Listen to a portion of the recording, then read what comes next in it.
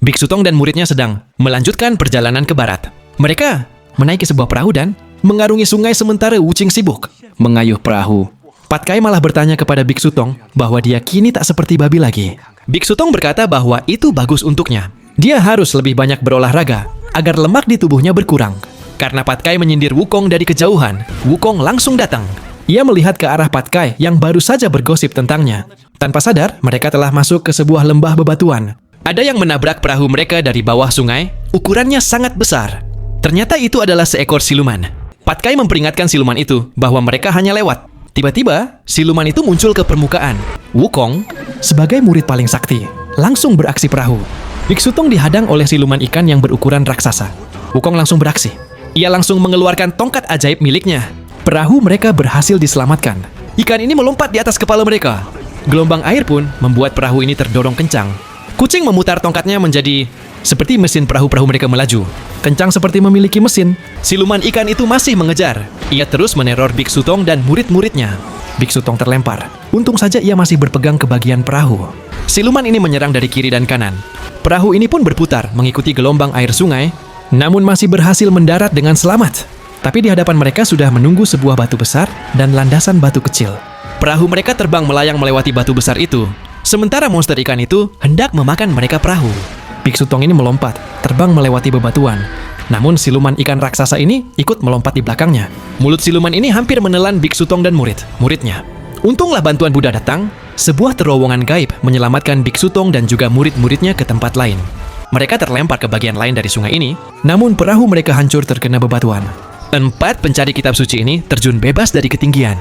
Biksu Tong terjun bebas tanpa rasa takut di matanya. Perhatiannya tertuju kepada seorang gadis yang ada di sana. Pandangannya terpaku, begitupun dengan gadis itu. Sebuah batu membuat Biksu Tong dan gadis ini melompat berdekatan. Tatapan mata mereka pun saling beradu. Seekor rusa tiba-tiba melihat dan langsung berlari ke arah titik jatuh gadis.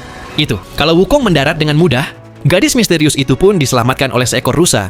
Lalu Wukong melompat untuk menyambut gurunya. Setelah pertemuan, misterius Biksu Tong dengan seorang gadis-gadis itu datang menghampiri. Ia berjalan mendekat ke arah Biksu Tong, sementara Biksu Tong sedikit gugup. Pertanyaan aneh muncul dari mulut gadis ini yang menanyakan apakah Biksu Tong seorang pria. Ia dan muridnya bingung. Lalu gadis ini beranjak, menaiki kudanya, dan pergi meninggalkan mereka. Bahkan ia belum sempat memperkenalkan dirinya. Ia kembali pulang ke perkampungan. Ternyata ini adalah negeri wanita yang dilindungi oleh Buddha.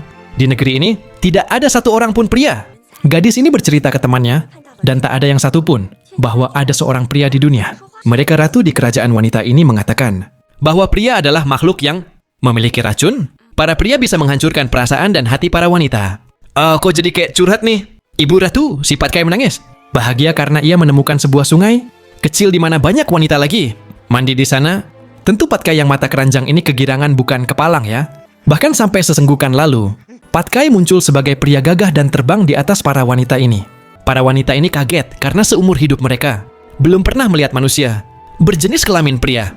Tiba-tiba, wanita ini menarik kepala Pat Kai dan menceburkannya ke dalam air. Lalu wajah Pat Kai pun kembali seperti semula.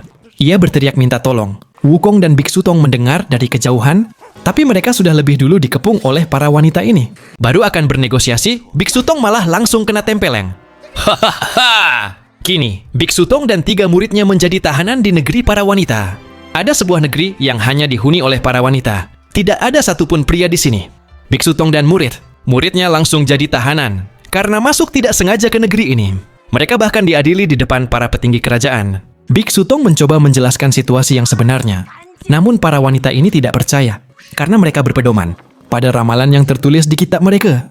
Pada suatu malam, gadis ini bersama teman-temannya mendatangi tempat di mana Biksu Tong dan muridnya ditahan. Baru mau buka pintu, gadis-gadis ini malah terdorong oleh pintu.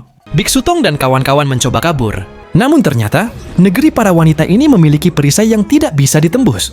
Beberapa kali mencoba, mereka tetap gagal. Lalu mereka memutuskan untuk kembali ke dalam penjara. Mereka pun diinterogasi secara terpisah oleh para wanita ini. Wanita ini pingsan setelah melihat sihir Wukong yang memisahkan kepalanya dengan tubuhnya. Sementara 2 adiknya juga berada di sel sebelah. Ada yang main panco, ada yang malah mesra-mesraan. Sedangkan Biksu Tong sedang berbicara dengan Tuan Putri yang menyukainya. Tiba-tiba, Panglima kerajaan wanita ini datang. Ia memberitahu bahwa besok adalah jadwal untuk mengeksekusi mati para pria ini. Tuan Putri mengiyakan perkataan si wanita ini. Biksu Tong dan Wukong mulai cemas. Tibalah pada keesokan hari, Biksu Tong dan muridnya berada di tiang pancang. Ternyata Tuan Putri menyamar jadi prajurit demi menyelamatkan 4 orang ini. Ia telah mengganti anak panahnya secara diam-diam. Eksekusi dimulai, anak panah dilesatkan. Sebuah anak panah palsu ditembakkan. 4 orang ini harus berpura-pura mati jika ingin keluar dari negeri. Para wanita rencana ini telah disusun oleh Tuan Putri sendiri. Anak panah palsu juga mengenai dada Wukong. Namun aktingnya sangat jelek. Guys, haha. Walaupun ada sedikit improvisasi membuat para rakyat, wanita percaya kalau ia beneran. Matit masalah datang ketika wanita ini memerintahkan untuk mengganti anak panah. Ketika tiba giliran Patkai cemas. Begitupun dengan Tuan Putri yang menyamar. Patkai berkata mengapa anak panahnya diganti. Wanita ini mengatakan itu dilakukan karena Patkai mempunyai wajah yang sangat jelek. Ratusan anak panah itu tertancap di badan Gemoitsu Patkai. Wanita ini memerintahkan untuk membuang para lelaki ini ke dalam jurang.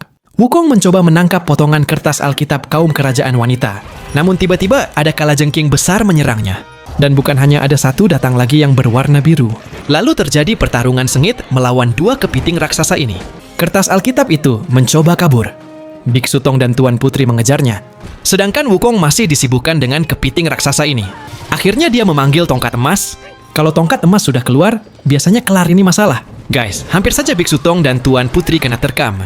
Kepiting ini Wukong menahannya dan menghajar kepiting ini dengan tendangannya. Satu kepiting terpental ke atas. Satu lagi datang dengan mood berputar. Dengan lincah Wukong membuat kepiting biru ini terlempar jauh. Kertas Alkitab itu nempel di bokong Biksu Tong. Tuan Putri memukulnya. Namun Biksu Tong jadi salah paham kepada Tuan Putri. Sementara yang lain masih bertarung melawan 2 kepiting raksasa. Lalu Wukong menghentakkan kakinya dan melemparkan tongkat emasnya ke arah kepiting. 2 kepiting ini kena gepuk. Lalu kertas Alkitab itu menghampiri Wukong. Hampir saja ia mendapatkannya sebelum ia kena lempar oleh si kepiting biru.